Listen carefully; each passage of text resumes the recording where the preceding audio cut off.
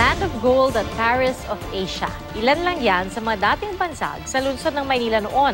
At kasabay ng pagdiriwang ng mahigit 4 na silong pagkakatatag ng lungsod, balikan natin ang dating ganda ng Maynila na nagpasikat dito sa buong mundo.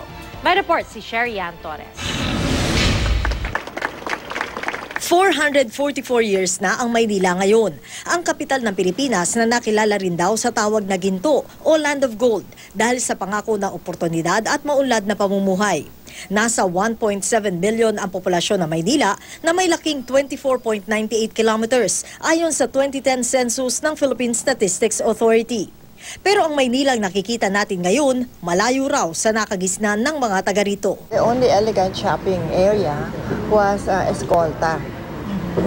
Escolta. Lahat ng mga magagandang mga what we now call boutiques, mga department store nandun sa Escolta. Yung mga famous coffee shops where the politicians would meet.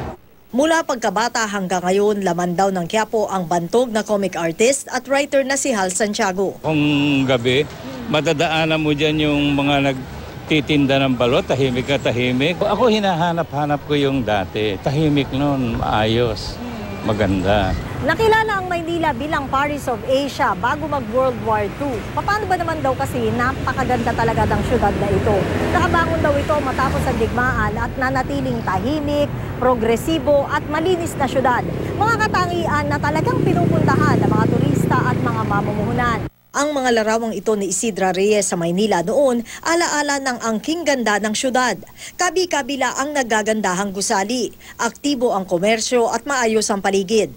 Ngayon, maraming historical buildings ang kung hindi man napabayaan, giba-giba na. Masikip, matraffic, makalat. Napapansin ko yung mga post-war, yung mga government official, kakaunti lang sa kanila ang nagpapahalaga sa kasaysayan. Kung napapansin ko nga, yung mga basta nandiyan ka sa government, lalo na kung ikaw ay namumuno, gusto mong isipin na yung kasaysayan ay sa iyo nagsisimula.